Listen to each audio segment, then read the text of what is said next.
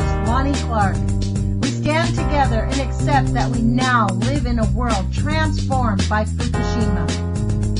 Monday, Wednesday, and Friday from 8 a.m. to 9 a.m. Pacific Standard Time here on UCY.TV radio.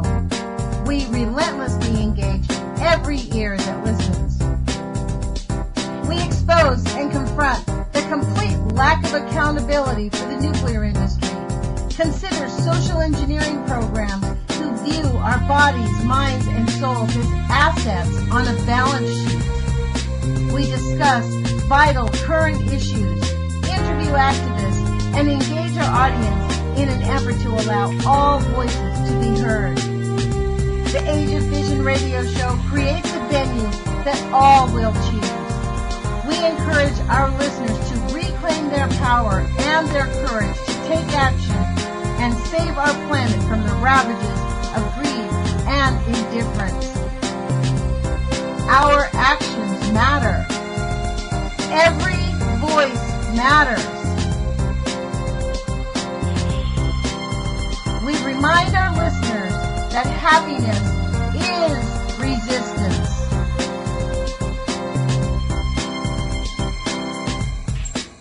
Love is greater than fear.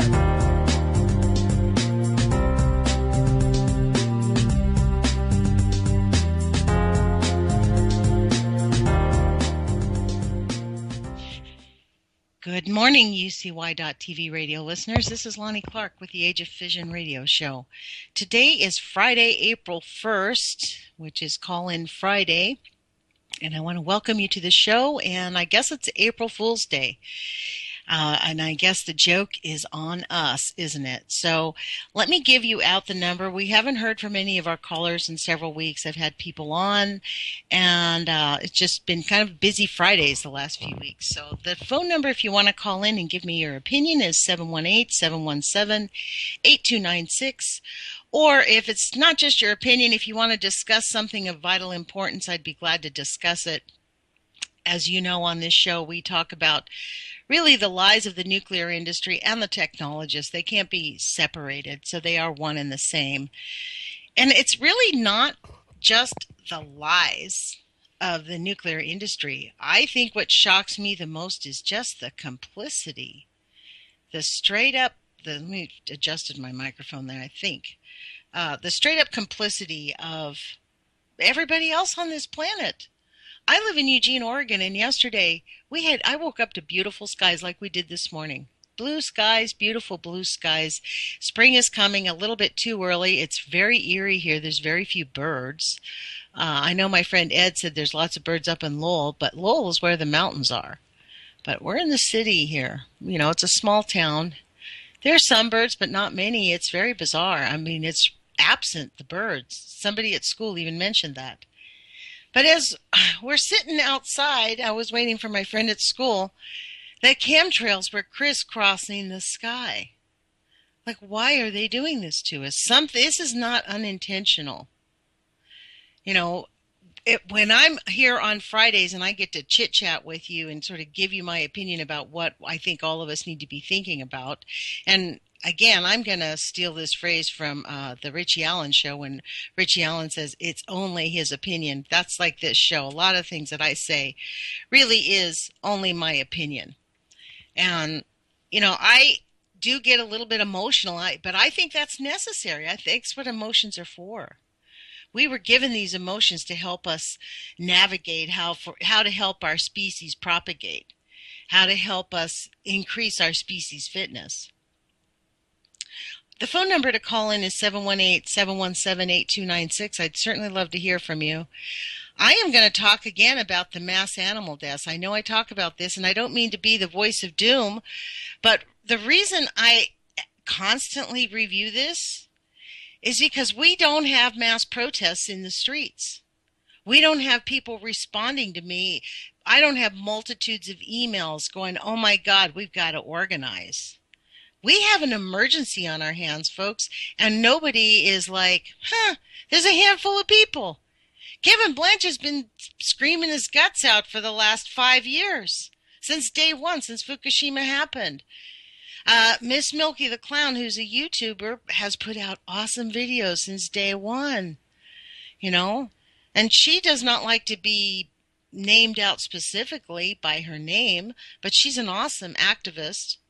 And that also speaks to our country. When a person who's a really great activist doesn't want to be named because her husband happens to work in the corporate world and she doesn't want to give him any flack, that's kind of sad. It's a sad state of affairs when everybody is coerced or coaxed into silence. So it's not the voice of doom, but it's also the reason why I am hoping to get Brad Yates back on, the EFT teacher who will teach us of the emotional freedom technique. So we can learn to control our emotions and manage and navigate our way through this disaster that the United States government and the International Atomic Energy Agency has perpetrated on the entire planet. And I am speaking specifically to nuclear.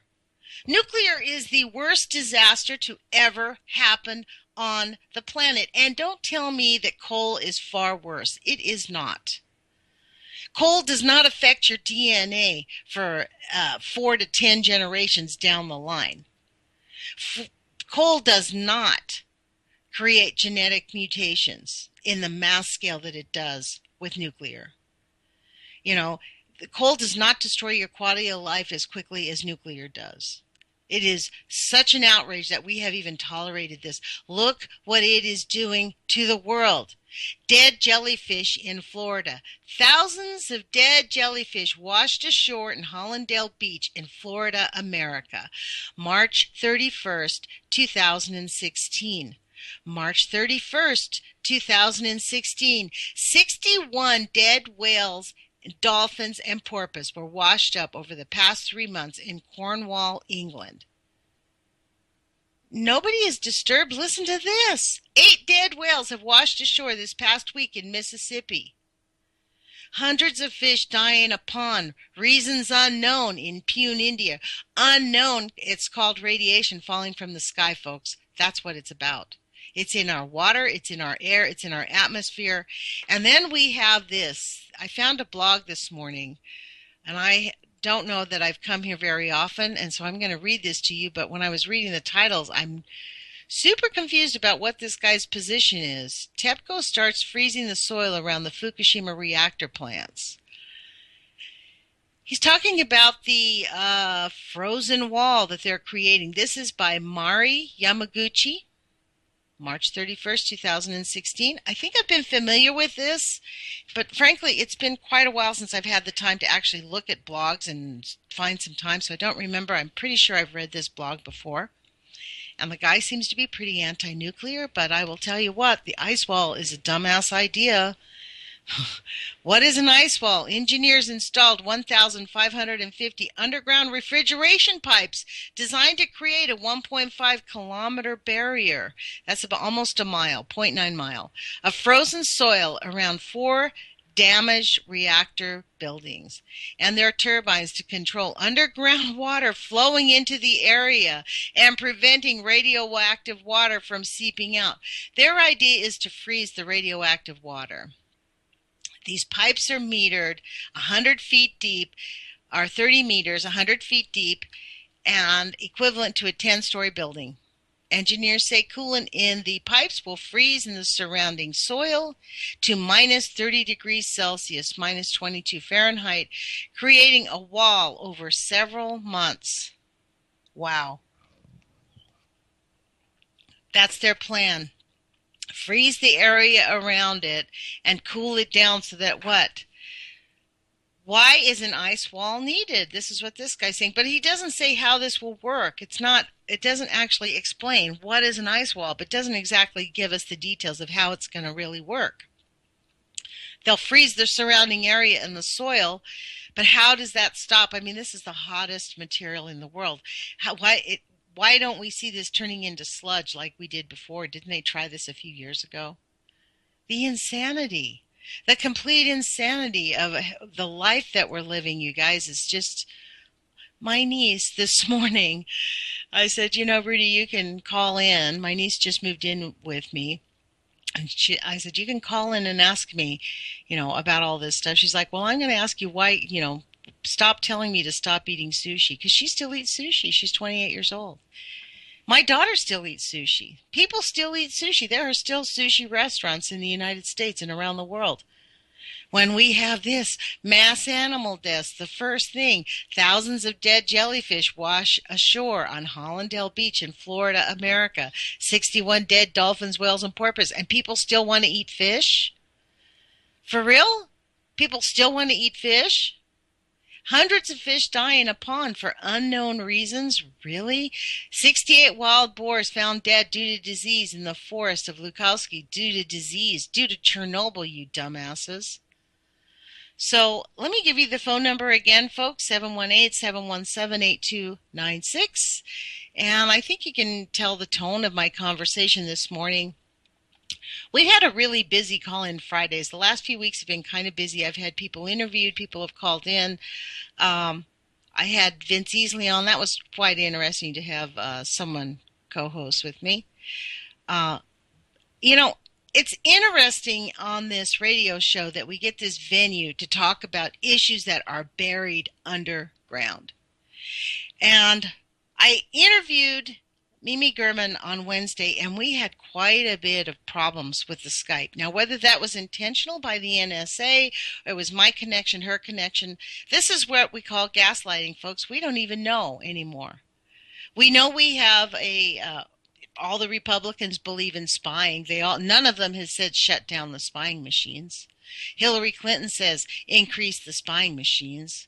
This is the country, and we're going to have people go to the polls and vote for these people to be elected. Even though they espouse the thing straight up. It's like Barack Obama. People were shocked that Barack Obama turned into such a corporatist. I wasn't. I didn't support him straight up because he is a corporatist. To be honest, I was voting for Dennis Kucinich, who, unlike Bernie Sanders, was effectively drummed out of the Democratic National Committee's primary campaign. I wish Dennis Kucinich had been able to really get a grasp along his ideas, and his concepts were really great. He is a great humanitarian. I'm going to read to you some of these headlines. I'm sitting here looking at this page. I opened up the mass deaths page. I don't like to do it, but I feel like it's my responsibility to report to people that this is not just us talking. It's not just us going to St. Louis and say, gee, a handful of people have cancer or genetic birth defects, or they're feeling bad, and we're going to talk about what the government's not doing. The neglect and negligence and denial of effects by the scientists, and I think that is my key. The scientists have got to stop lying. When scientists lie, people die. They are killing our planet with their complicity because they want to make $100,000, $200,000, $300,000, $400,000 a year, or they get a little death threat. I have heard of a scientist who, this is a story. Now, this is an interesting story. I think he either went away willingly, was 86th, or something, but there is a young man that I heard about up in Canada who was who understood, worked for the nuclear industry, worked for them, was starting to speak out, and then all of a sudden his parents announced that he had died.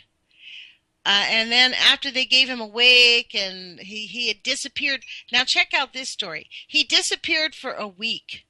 And his parents said, oh yeah, he's dead, let's have a wake. The whole town came out and grieved the guy, felt bad for him. And then it turns out that they never had the body. They never found the body. Now the guy, which parents, I know if my child disappeared for a week, would I immediately declare them dead?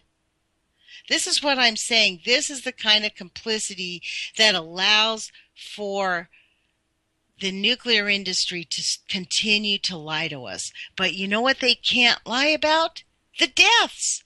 The death that nuclear causes. Thousands of jellyfish. 61 dead dolphins. 8 dolphins washed ashore in Mississippi. Hundreds die in a pond in Peru. 68 boar in Lukowski, Russia. Lukowski. 167,000 birds killed due to the, quote, avian flu again. Here we go, the good old avian flu in Nigeria. Thousands of dead fish wash up in Cape Hillsborough, Queensland, Australia. Thousands. They don't tell us how many thousands. Hundreds of birds. These are all March 29th. I will tell you this. The hundreds of fish, that was the last one reported on March 30th. 29 has 4 events. Hundreds of dead birds along I-5 in Redding, California. Oh my God. That's sad. 100 dead birds. Large die-off of fish on March 28th in the estuary in Nicaragua. March 28th, hundreds of thousands of fish dead along Indian River Lagoon in Florida. Oh my God, you should see the picture. It's just a massive river filled with dead fish floating up, folks.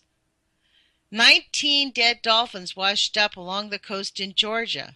11,000 ducks.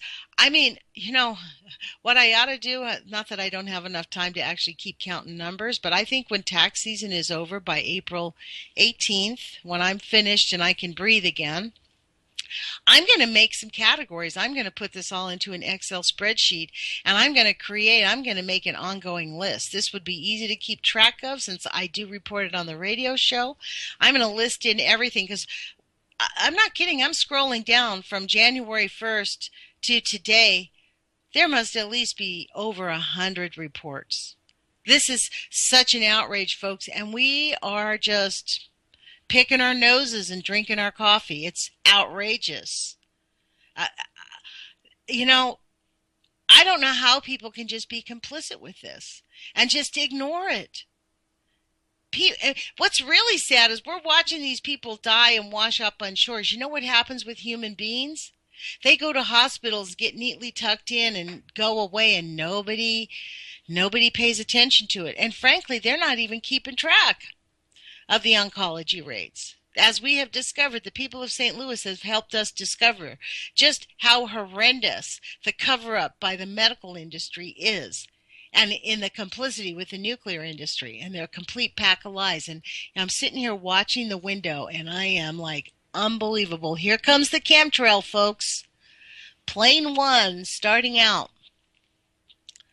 Every morning here in Eugene, about 8 o'clock, 8:15, the chemtrail skies start happening. Why are they doing that to us? What is that all about? And yet, we don't even have a movement for people. When I say this, I'll go into Augsburg at the school and I talk to the students. Augsburg is this environmental group here that's like activists here in Oregon, and I actually do contribute to them. They have helped. They've stopped some logging. They've done a lot of good things. You talk to them about the chemtrails. You talk to them about the radiation, and maybe it's because they're students. Their eyes just glaze over. I know one of the students there now is getting a symposium together to discuss the bee collapse. And when I asked her about the chemtrails, she's like, yeah, I hadn't actually thought of that. I gave her some information. I gave her Dane Wigginson's information, and I suggested that she reach out to people and put some of that information out, because we do know a lot about the chemtrails and how they're affecting the bee collapse. And again, they know they're intentionally collapsing the bee colony.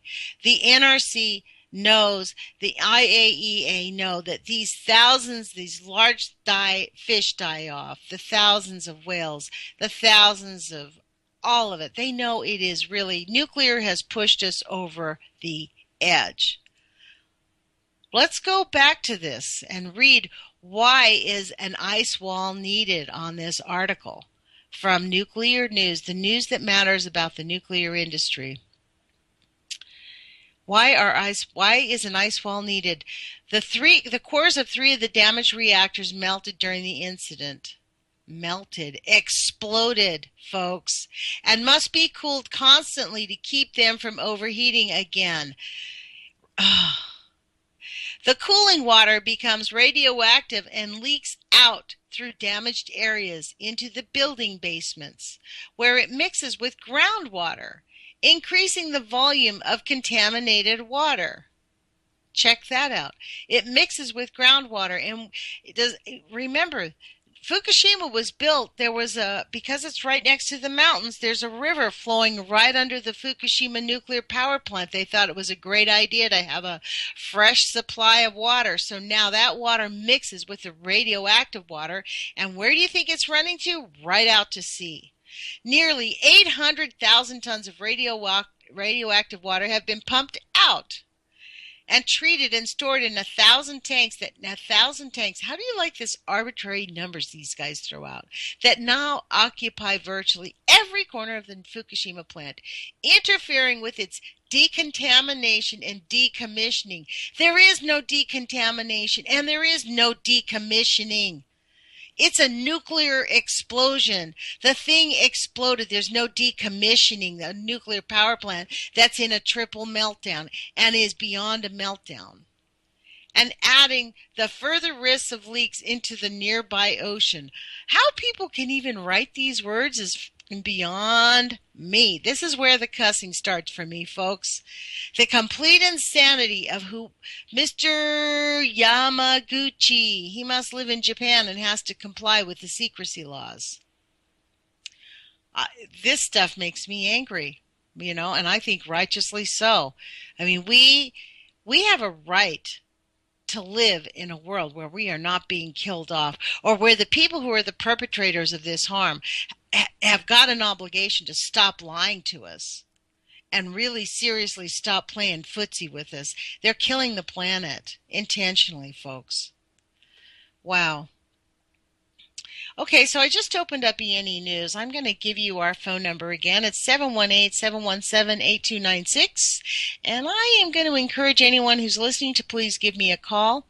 By the way, I really did want to thank Gary Maserati. I think that's how I say his last name. He is one of my listeners, and he was listening to the interview with Mimi Gurman, heard the dead air when she, hung in there for 10 minutes when we had dead air. We couldn't get on the air, and when during the middle of our interview at one point, Mimi's phone cut off, so I had to call her back. I think it was because she was saying too much. That's what I think. I think that's how deep the deep government is. They're not going to even let a little pipsqueak like me air anything without giving me a bit of harassment. And I think that's the world that we live in. Again, my opinion. The phone number is 718-717-8296.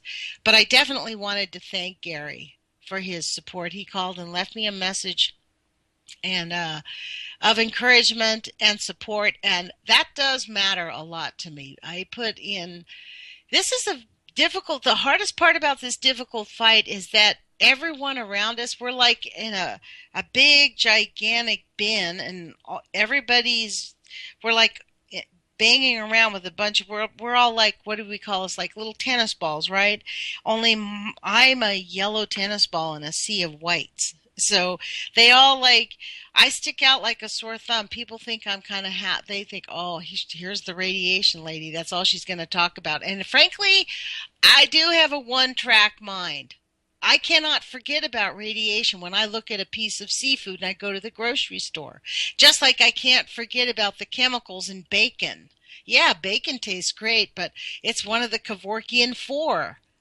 I mean, if you want to die and have an early death and be sick, eat the Kevorkian 4. They are a known fact to cause you an early death. So you want to know what the Kevorkian 4 is? One of them is these processed bacon products, the pork products, bacon, all those chemical foods. That's the second thing, all those luncheon meats. Anything with preservatives and chemicals in it, that stuff is just not good for you. Packaged foods. And you want to know what the other one was? Let's see. We have lard. Lard is one of them. Cockroaches will not eat lard, folks. So if a cockroach is not going to eat it, humans ought not to be eating lard. But again, what's it from? Pork fat. So just, seriously. So don't eat lard. We don't eat packaged food. Anything that's in a package that has like a thing we'd pop open and you hear that, that packaged food like that. Packaged processed foods will cause you heart disease, intestinal disease, organ failure. I mean, that stuff is bad. Look at the health of America from eating all this processed food. It's outrageous. Pork products and bottom feeders on the ocean, mollusks, shrimp, crabs, all those things. And these Kevorkian 4 were named long before Fukushima. But the bottom feeders are the things that eat everything, and we've got all kinds of chemical and toxic waste. They've just been dumping toxic waste into the oceans for the last century. So that now all of the bottom feeders really will make you sick if you eat them. So avoid those 4. Those are the 4 to not eat. And so when I look at a piece of sushi, I can't help, or I walk into a place like, when I went to New Orleans and attempted to eat a place of oysters and shrimp, they looked delicious. They smelled great. But guess what? I couldn't eat. I started to eat them and I felt like I was eating poison. And frankly, that's how we all need to be. We all need to be conscientious and demand more of these food producers. It's interesting for me to be going to school right now because I'm taking this class on Native American Studies. School started this week. And the anthropology teacher was explaining to us the stratifications of society. Most of you that have gone to college have already know this stuff, but there's a lot of people out there who have not gone to college. And this is the shock to me as I'm getting my college education. People that are educated know the basis and the foundation of these things. Like when I took my oceanography class, they know what's going on with our oceans. This is not an accident. What's happened here is it's the silent complicity that's killing us. We live in a post-industrial era now. We're not even in the industrial era. We're the post-industrial era. And I guess what that means is what? We eat off our arms so that a few people can get rich, and we're just willing to throw our kids at them and let them gobble them down. It's beyond outrageous that people are not. I mean, frankly, it's a contention between my daughter who has 3 children. I mean, she and I kind of got a little bit heated. We had one argument over it, and I decided it is not worth getting into and ruining our relationship. However, I honestly don't comprehend how my son-in-law and my daughter can just stay silent while we live in Oregon, right on the West Coast. And, I mean, we have a beautiful state here. This is why people live here. It's a beautiful state. And there's a lot of things, like you can go to the falls, you can eat fruit right off the tree. We have berries and apples, but to be having the radiation and for people to do nothing, like, yeah, that's really bad. But, there's not much we can do about it. That's actually not true. And it's more than just that's what their attitude is they don't want to get involved. But they are extremely conscientious about their diet, their health, their mental state, which is a part of the reason why they refuse to get engaged, is because they say if they get engaged like this, it causes them too much anxiety and stress, which in my view is a cop-out because we are the adults. It's on our watch. We need every single person to be calling our elected officials and be putting pressure on them to close down these nuclear power plants. We can't do anything about the IAEA, although we can put pressure on our government to force the IAEA to start telling the truth about Japan. Because these reports that Japan had a few nuclear meltdowns and allow them to use that language. Can you imagine? I wonder if they call what they're doing in Chernobyl decommissioning. I'll have to ask Levi Halevi that very question. Are they considering having to rebuild that sarcophagus that's over Chernobyl? Decommissioning? Is that decommissioning? Is that what the new meaning of decommissioning is? Is we wait for the nuclear power plants to blow up and then we build a sarcophagus over it and say, yeah, we're decommissioning and decontaminating the area. And oh, by the way, everybody in the area is going to drop dead of cancer, and two more generations, you guys probably won't be able to have babies. I mean, that is what we're looking at. I mean, I honestly don't understand how every American is not standing up against the nuclear monsters. And yes, they are monsters. Nuclear is not safe. For all those people that say that nuclear is worse or not as bad as coal, or that the nuclear industry really is just, is that I'm just exaggerating the deaths. Look at what really happened when John Goffman, Arthur Tamplin, and Linus Pauling studied what happens with nuclear. The facts of that science has not changed. You know what has changed? The American Medical Association has decided to comply with the murderers. They do not keep track of the oncology rates of where people were born in relation to their exposure to radiation. They have raised the limits of allowable deaths. In order for us to have nuclear power, we know that so many people every year are going to die, and we're going to have so many birth defects. Now, the rates have been raised, so I don't know these statistics, but prior to Barack Obama and prior to Fukushima happening, Barack Obama just complied. The rates were this. The government allowed 32,000 cancers every year and over 200,000 birth defects every year for every 2 rads in the air for a population of 2 million people. That's what they allowed. It is way worse now. So this is only going to get exponentially worse. I think about this when I'm listening to Jules's radio show, when she's talking about the nanotechnology and I forget that other word where they're trying to create humans and machines and all that stuff. They mix it all up. I mean, this is why a long time ago I told Kevin Blanchett, I really identified with the Post-Ignorant Project because I'm post-ignorant. You don't know what you don't know until you know don't know it.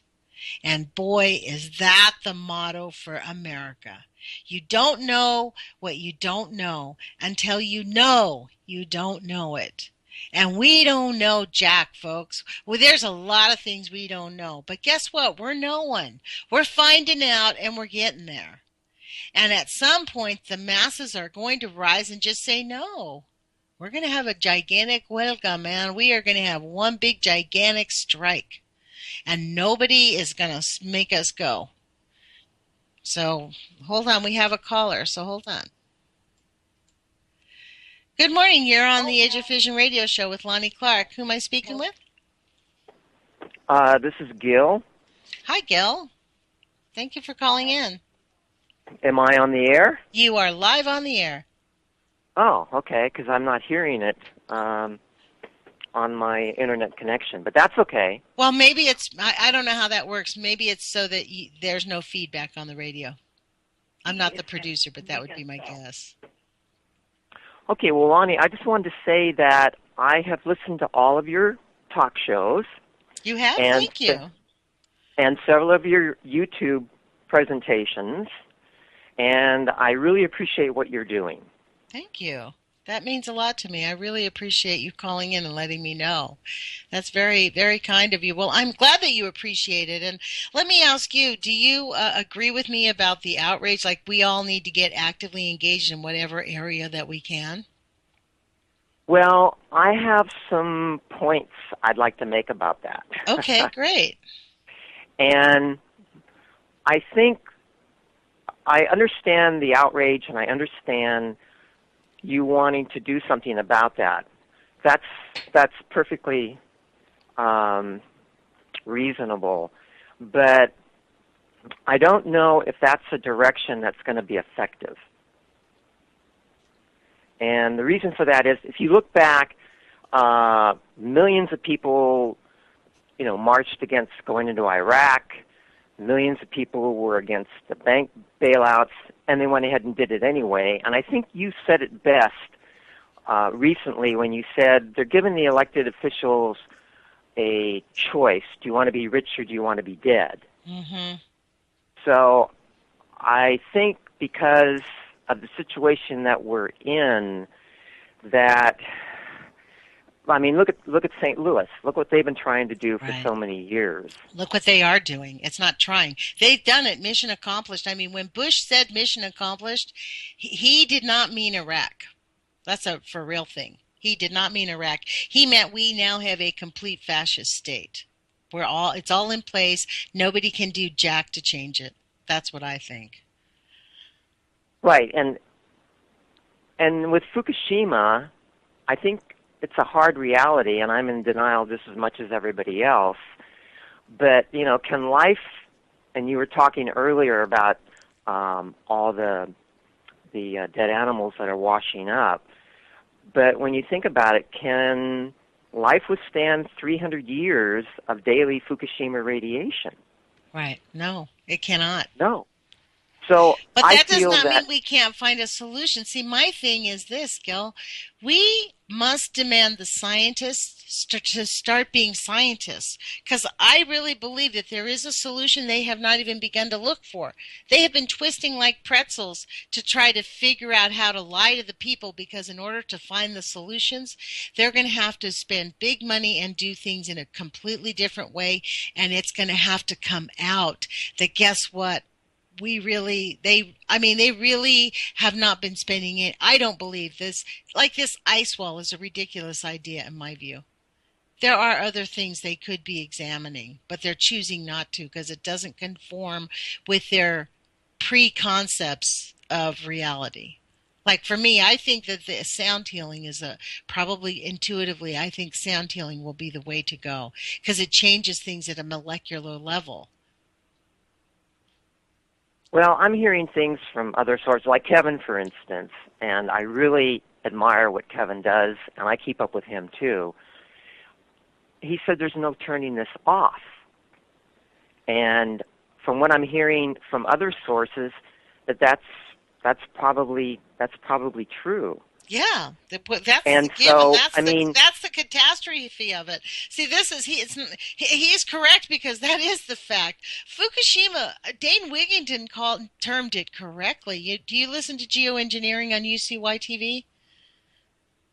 I listen to UCY TV practically most of the day when I'm at home. Me too.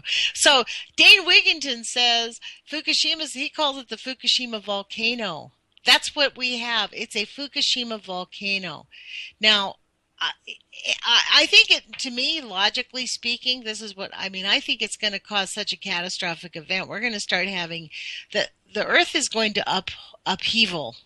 You know what I mean? At some point, it won't be able to take it. Earth is going to say, okay, enough, explode from the inside out, and we're all going to start all over. And, my goal is for us to have a few humans that can actually survive and make it through and rebuild, because obviously, and we don't know when this is going to happen, but you are correct. 300 years of the Fukushima volcano means extinction of all life on the planet. Right, and like I think you or Kevin or somebody had said, on top of that, what we've discovered is the whole country is a radioactive waste site. Yes, it is. I think That's St. what I Louis, discovered. St. Louis has shown that. So the planet's being bathed in radiation. And My chemtrails, point, you can't separate them. See, this is why, I'm fascinated by this chemtrail thing, because Dane Wigington mentioned this, that the chemtrails and the nuclear industry started at the same time. So I think that there is some connection to this that we don't know about. There has to be something that those two things go together. So, because between the two, it's a complete blanket of destruction of life on the planet. yeah, I agree, and I think, well, one reason why I haven't called in, and I really think maybe it may be for other people too, is we love listening to you give us information because we're so starved for information. I mean, you really have to go to E&E News or Rents Radio or Kevin or Miss Milky or Christine Consolo to find out, what is really going on. Gil, I do the same thing. I listen. Me too. I follow all those sites. I love Nuclear Hot Seat. She does a lot of work, interviews people that I didn't even know exist. You know what I mean? Yeah. Everybody finds people and this is one of the things that, like, Patty Amino and I were talking about. Patty says what we need to do is make it. I don't know I'm actually going to be connecting with somebody in this next term over how to organize, because I do not know how to do that part, obviously, because Kevin and I started the Post Ignorance Project, but neither of us had the skills to organize masses of people. What we need, Patty Amino was saying, we need a union anti-nuclear, some type of a union where people can gather and have their own organizations around, so we have a collective voice where we can sit at a panel and have people who can represent us and say, wait a minute, and fight back, because we have a bunch of activists. Probably at near every single nuclear power plant, there's always probably 5, 10 people who really get how dangerous it is. You know what I'm saying?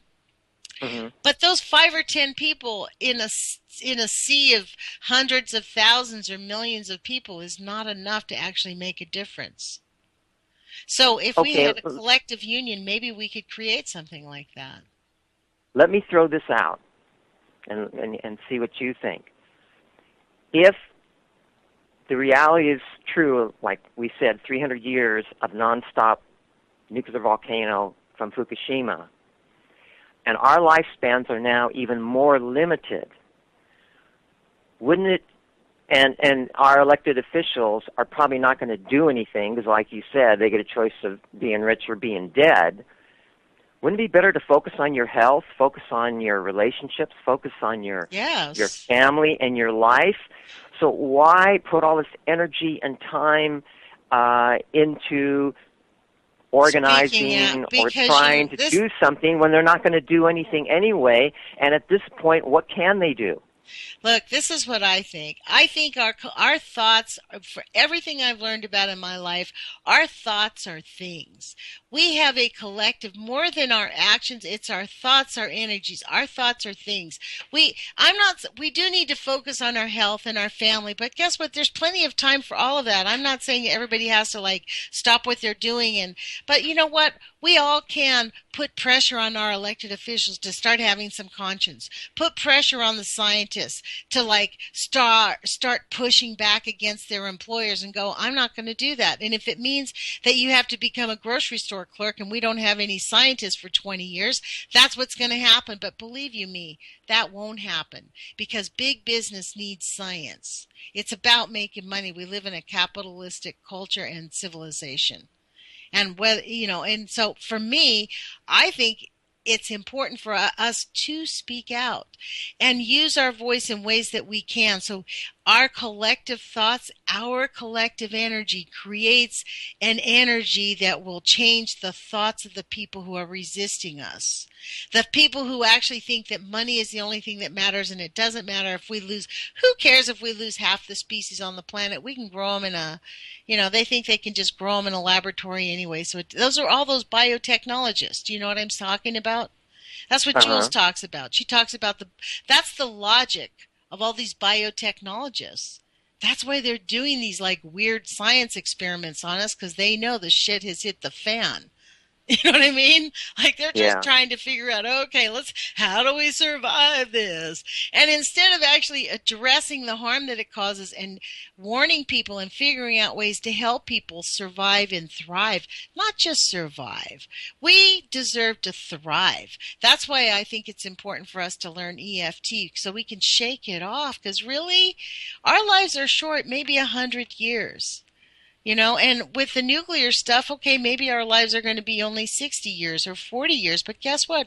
There's still 40 years of life that we get to choose to live with our family and be with the people that we love and express ourselves with the joy and happiness that we all deserve. And we have it, the love that we have well springs from our heart, Gil. This is the thing that we cannot, I believe that humans, when we're at our best, we cannot be suppressed. We have a heart that only can, it's kind of like the Grinch whose heart, bing, bing, bing, his heart grew bigger, bigger, bigger. What a great concept that was. And actually that was part of all that whole manipulation of consumerism. So you see how these technologies sort of twist with our heads. I mean, this is, ever since I learned about Edward Bernays, the light bulb went off, because I grew up at 4 years old. I could tell time because the television would come on at 4 o'clock every day. And I began to associate when the television came on at 4 o'clock, that's what time it was at 4 years old. No one even told me, and I just taught myself. But it's because of the television, the technology. I was probably the first technology kid, one of the first. The last 100 years, our species has, in this civilization anyways, survived in harmony with the earth until we have the Western world is pushing us apart from working in. This is the antithesis of what we're living with. This is what I think. Right now, it's the antithesis. This is the pinnacle of it all. We're completely separating ourselves from nature, which is why we're having all these mass deaths, and they're sad, they're shocked, but they don't think it's part of them. But I contend that, have you read that book, Death by Medicine? No. Oh my God, it'll shock you. It was written about 10 years ago. In the United States, 1 million people get killed at the hands of doctors and hospitals just by sheer neglect and malpractice. 1 million people a year, over 900,000 every year in the United States. That was 10 years ago statistics. It's probably worse by now. Now, we're not really keeping track. Like, this is what I said earlier in the show. The United States and the AMA, the nuclear industry is so deep. The deep state is so deep. So I think it's important for us to live our lives, be happy, love our family, and speak out. Find time, carve out a piece of time. It doesn't have to take over your life, because it does create a pushback. It does create a change. Our thoughts are going to generate, we're going to change their thoughts with our thoughts. Our collective mass, well, it's what's that called? The 100th monkey theory. Have you heard of that? Yes, but I can't remember. You know, something, a monkey out in Malaysia started doing a new idea, and then one monkey did it, and then another, and then around the world, for some reason, the same monkeys were doing it around the world without even knowing why they did it, because collectively it creates an energy. We're electrical beings. We're not the physical thing that we look at a quantum level. We're deeper than that. That's what Deepak Chopra teaches. Okay, let me ask you this. Going along that train of thought, if the masses knew the reality, if everybody was aware of the reality of, Fukushima or Hanford or all these things going on, St. Louis and everything, would that create an enlightenment, or would that create panic and fear and bizarre behavior? Well, I think that we're at that panic and fear and bizarre behavior. I think we're at that point. I think people do know. And I think the bizarre behavior is continuing to eat fish that is radioactive. That is a form of panic. You know what I mean? That is a form of panic. Like, I'm gonna pretend like that's not real. Like, this is why I think it's important for us to learn about EFT, meditation, take action to remember that life is short and is still beautiful regardless. We still have a magnificent earth. There's still plenty of things that we can do. We are not over. We do not have their paradigm, their story, their agenda does not have to be ours. What they're telling us is the reality is not our reality. It's their reality they're imposing on us. They want us to believe that, if everybody found out, it's all going to be over. We're going to be in a panic. We're all just going to lay down and die. No, screw you. Their paradigm. We're magnificent human beings. We have more power. We use a very small percentage of our little brains. We have big brains that we could actually exercise and make it work. And I think that we have an ability to coalesce around the thought process. So that's why I think it's important for us to actively engage. And I agree, though, Gil. Do not get consumed by it, because guess what? It will make you feel pointless. Because it's going to take the collective whole to get it done. You know what I mean? This is why, I didn't get disheartened when the Post-Ignorance Project, when Kevin and I parted ways. I didn't really get disheartened because Kevin does his own great activism in his own vein, his own thing. Because we couldn't figure out how to make it work between the two of us does not mean his activism is not great, does not mean that I don't have a voice of my own to share and an ability to help other people get going on their own, because it's not just me, him, or just a handful of people that you mentioned. We all need to start a little bit, believe in our own ability to make a difference. And that's why I continue to speak out, because I think that we have that ability, but we're constantly telling ourselves we can't, we can't, we can't. And I think that we can. And, maybe I'm the little engine that could. Well, I also think that, like we just mentioned, that those of us who are paying attention, those of us, and I hate to use this term because it's used all the time, that are awake, we feel so overwhelmed with the reality. And so I think when people are overwhelmed with reality, they find their distractions. I know I do. It's like, okay, I can't think about this anymore today. I got to focus on something else. Well, and that's actually a good thing. That's called reality, Gil. Like, you shouldn't be focusing on it all the time. I mean, it's a hard reality because we can't change it. Like, as the show's gone on, 2 more chemtrails have gone over my head in opposite directions. And the sky is beginning to fill up with a haze. Do you know what I'm saying? Like, I can't focus on that all the time because guess what? I'm not going to stop that. But what we can focus on is making a resolve that when it really does, the shit hits the fan, because we have not hit the climax of it all. We have not hit the denouement where it's going to start going downward on a fast slope. We're still headed up to the destruction peak. And so when it does, my focus is when that does happen, is that humanity will keep its head, believe in itself, understand that there's a lot of joy to be had, and our path out of this destruction is through connecting with the joy that we have and our intellectual capacity. And thank God we got thumbs. We can build things. Like, honestly, we really have a lot of gifts as human beings. And it is our obligation, I believe, as co-creatures on this planet to, do what we can to correct the mess that we've allowed to happen. But that doesn't mean we have to focus on it all the time. Well, I just want to say one more thing because I didn't want to take up your whole show because I really want to hear more what you have to say today. But you had Mimi Gurman on, I think it was Wednesday. Yes. And she is a fantastic lady, and she has so much knowledge. So I'm hoping you will have her on again. She is. So we can learn more. I really enjoy listening. Well, I enjoy listening to you, but I enjoy listening to her. But Wednesday, I think we could have had a little bit more, maybe pulled it out of her, more of her opinions and more of her knowledge. So I'm hoping you'll have her on again. I will tell you, I hung up the phone and called her back and rescheduled her, to be honest. She is going to be back on, and she is going to come back on when? She is going to be back on. She didn't want to, she has a lot going on, so she didn't want to come back in May. We calendared her for June 1st.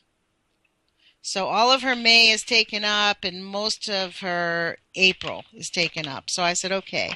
But you know what? Let me share with you this, because that's a nice idea here, Gil. This is what I have calendared for the next month. We're going to have on a gentleman on Wednesday. His name is Richard Mackinnon. He's just a gentleman who listens to the radio show, who lives in Oklahoma and has firsthand experience about fracking in Oklahoma. And so I'm very interested to hear what he has to say. It's kind of like, you know how I interview the citizens of St. Louis, and we learn a lot about living there just by hearing their stories. That's what's going to happen with him about the Oklahoma fracking. And then on the 13th of April, we have Chuck Johnson from Oregon Physicians for Social Responsibility. And he is going to be talking about what Mimi did, shutting down the Columbia Generating Station. He and Mimi work hand in hand quite often. And then on the 20th of April, I have calendared a pre-recorded video that I did with Libby Halevi. You may have known the big kerfuffle that happened with Dana Durnford when she made a remark about the thing. Did you hear about that? Oh, yes, I heard that, and I was very disconcerted. Yeah, well, you know what? People make mistakes, and it was an innocent mistake. She just was busy and just made a quick remark, but it was I personally appreciated it because it helped me understand why the, quote, anti-nuclear movement does not actively engage with the YouTube, because there is an attitude of a difference between the two. And, many of us saw that John Oliver video about the conspiracy theorist nut jobs from YouTube. tubes. Did you see that this last week? It was No, I haven't seen that. Well, look it up because just type in John Oliver and conspiracy theory. He just did like a quick video about the idea that any of us on YouTube who are jumping up and down and freaking out over Fukushima are, hot-headed lunatics and conspiracy theorists. Very interesting. So, but I adore Libby Halevi. I love her work, and I think Dana Durnford got over it. He doesn't care. So we just waited for this interview a long enough time for all the emotions to calm down. So this pre-recorded interview is going to be on the 20th of April.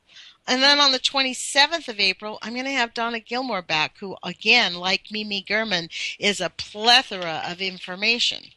Yeah. I mean, so I really appreciate her. So that's what's happening in the next month. So yes, indeed, we are. This is why I think these interviews are valuable, because I, like you, Gil, believe it's very important for us to hear it from people who have actively been engaging and understand, like Donna Gilmore understands the ins and outs of being in the nuclear, going to these meetings with the NRC. She has the time. She's retired. She can go to the Coastal Commission hearings. That's what they count on, in my view, is, people are too busy. Like me, I work, go to school. I cannot attend much of this stuff. So yeah, if you could get Radchick on, I know she's been ill. Christine Consolo, she has a wealth of information, and so is Yoichi Shimatsu, and of course, Kevin and Dana and people like that. But you're doing a great job. Well, this you is really why are. I love to have Dana on, and Kevin has his own show, so you know what I mean? That's true. I listen to Kevin too, yeah. Right. So, but I do want to have Dana back on. I'm hoping that he can come back on soon. He was involved, with some other things, so we didn't really want to calendar. We wanted to wait to see where that went. So I'll be in touch with him shortly. Hopefully we'll be able to have him back on, because, Dana Durnford actually studied the nuclear industry he was telling me 7 or 8 years before Fukushima happened. He was investigating uranium mining because the Queen's heavy in uranium mining. So he was looking at all of that. So this is why he knows a lot about it. So we have people who, like Patty Amino, people who understand this stuff at a deeper level and help us learn how to become active, help teach us how to ask the right questions. And frankly, I think they role model on how to cope with it, because they've been dealing with it for a long time. Like Mimi, she understands all of this, but she focuses on her garden. She has a big garden where they just give away food to the homeless people. They go down and give food away when it's springtime. What a fabulous idea. She is a great activist. So thank you, Gil, for calling. We have 1 minute left. Is there anything you'd like to say? Because I really appreciate our conversation and, frankly, your support. That is super awesome. And thank you for listening to this radio station. Well, thank you for all that you do. Well, you're welcome, and I kind of feel compelled to do it, and I hope other people will feel compelled, because it doesn't have to consume our lives, and I genuinely believe if we each did a little tiny bit, the bucket would get filled and tip over in our favor. So that's what I'm hoping for, the eternal optimist in me. Well, thanks for having me on your show, and I guess I better let you go. Thank you. Okay. Have a great day. Okay. Bye-bye. You too. Bye-bye. So that was Gil, one of our callers. That was very sweet of you to call in, Gil. I really appreciate it. We have 30 seconds left. Thank you for listening to the Age of Fission radio show, and thank you for listening to UCY.TV. Thanks, Jules, for giving us this opportunity to, hopefully get people actively engaged. Put your courage feet on, folks. Take some action. Every little bit helps. Every voice matters. We are not assets on their balance sheets. Their paradigm is not ours. We'll talk to you guys on Monday.